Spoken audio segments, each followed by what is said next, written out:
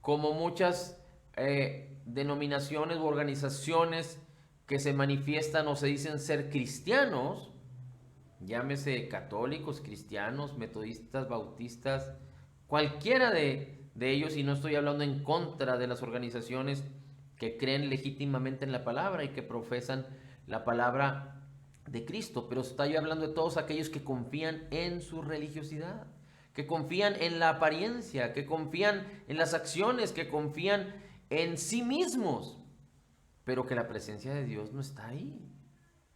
Hay muchos, muchos. No podría decirte cuántos, pero sé que hay muchos. Y esto es evidente.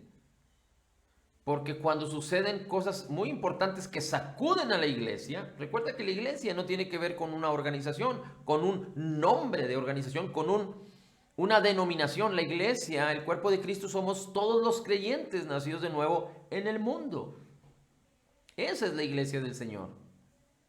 Desafortunadamente, por cuestiones humanas, ha habido tantas diferencias, por cuestiones religiosas, ha habido tanta separación entre los verdaderos creyentes nacidos de nuevo. Pero hay muchos en las organizaciones, en las denominaciones, en los templos, que asisten regularmente, continuamente, pero que la presencia de Dios no está en sus vidas. Y cuando hablo de la presencia de Dios no estoy hablando de que cantemos alabanzas y que la presencia de Dios descienda. Cuando hablamos de la presencia de Dios no estoy hablando de que dos se reúnan en su nombre y el Señor está ahí en medio de ellos. No estoy hablando de eso, estoy hablando de la presencia de Dios que se encuentra en nuestro interior.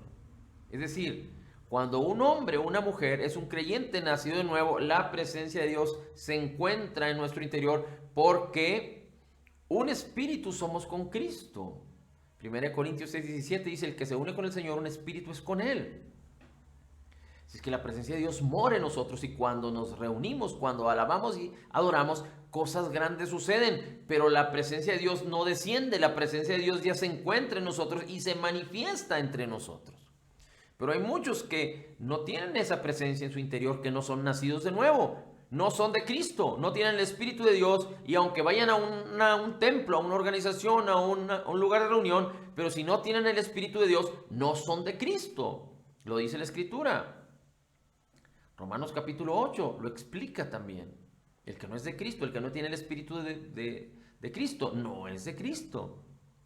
Es que es muy importante que nosotros consideremos que no se trata de que pongamos nuestros ojos en la religiosidad o en las apariencias o en las denominaciones o en los grupos, sino en Cristo.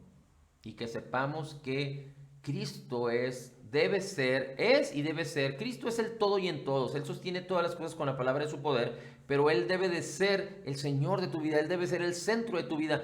Y Dios, Cristo no puede ser el Señor de tu vida y el centro de tu vida si tú no le permites que lo sea a través de conocer, entender y creer correctamente la palabra y entonces morir.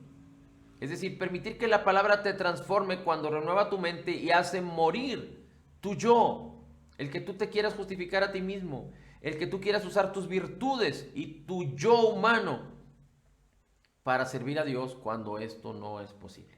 Shadito.